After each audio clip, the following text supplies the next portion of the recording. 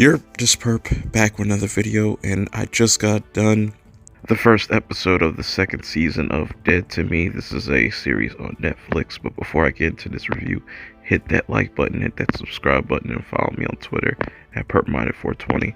Now, I reviewed this show last year. It felt like this came out in 2018, but Linda Cardellini and Christina Applegate are back as Jen and Judy. This is a very awkward story about a relationship between two friends. It might turn into something more in this season. Who knows? They just have a bunch of secrets and a lot of things going on with these two characters, especially in this first episode. It's definitely going to go in an interesting direction. We're just going to have to wait and find out with each episode. But I welcome you to the channel. If this is your first time, definitely hit that subscribe button. I'm going to be going episode by episode. I could make up my mind if I just wanted to binge it and then make a full review, but you know, I'll just go episode by episode. So with all that being said, let's hop right into this episode. Jen and Judy are back, and I gotta say, this is the weirdest relationship I've ever seen. I understand it's a dark comedy, but these two are really good together on camera. I enjoy this show, and watching the recap definitely helped me get back into this show because I kind of almost forgot about it, and this was definitely a sleeper hit of last year for Netflix. But you know, they got to deal with the death of Steve that was caused by Jen's character, but there was more to the story that, you know, Jen is not telling Judy at all about, and I think that's where they're going to start butting heads, or things are going to get a little bit darker this season as we get more of what actually happened that night, because they didn't show you exactly what happened. So that was interesting to me. Linda Cardellini just was impressive as hell throughout this whole entire episode and just this series. She's definitely my favorite character as Judy. On the other side of things, in this episode, you've got the nosy neighbor. Forgive me, I drawn a blank on her name. She starts poking around in Jen's business. She's trying to just live a normal life. They're both trying to just do what they gotta do. Also, we get introduced to a new character named Michelle, which I feel like she's possibly going to be a love interest for Judy. I don't know, maybe. It just seems like they've been teasing that. Who knows? We're just gonna have to wait and see what her character's about. I never trust new characters when they just get added like that, but we're just gonna have to wait for that. I'll get back to that.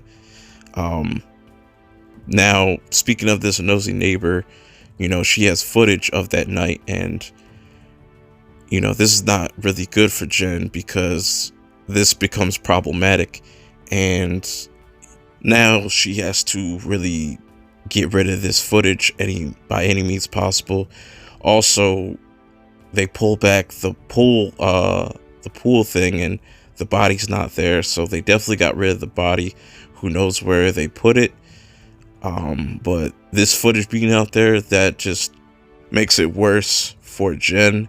Even though now Jen knows who exactly killed her husband, it's kind of like coming back to full circle for Judy now, because Steve was Judy's fiance, so it's gonna be interesting. Even though he was kind of a scumbag, pretty much, it's interesting. I'll talk about it towards the end. But as the episode goes along, you know, you see Jen kind of going through her little phase with everything, and it's affecting her and her family, and she's feeling this guilt. Same thing with Judy, you know, they definitely feel some type of guilt. She still felt some type of way for Steve, and whatever Jen is hiding, it's probably going to crush Judy. And you know, it's kind of like karma, though. You know, Judy kills Jen's husband. Now Jen kills Judy's fiance. It's kind of crazy, and they're just chilling, acting like they're best friends watching the facts of life.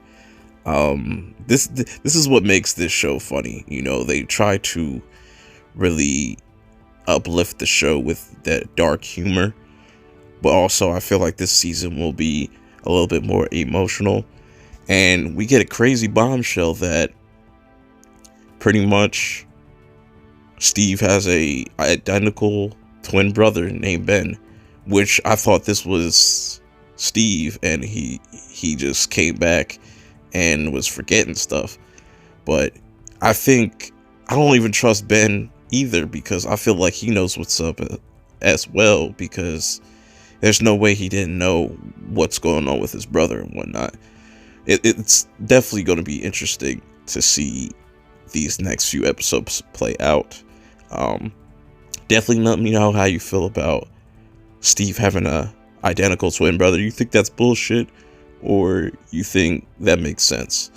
But until my next episode review, I will check y'all out later. Peace.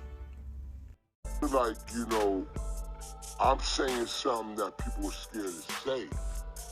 You know what I mean? And I ain't scared to say nothing. And if y'all know me, I ain't never been scared, and I ain't never been worried about what somebody gotta say.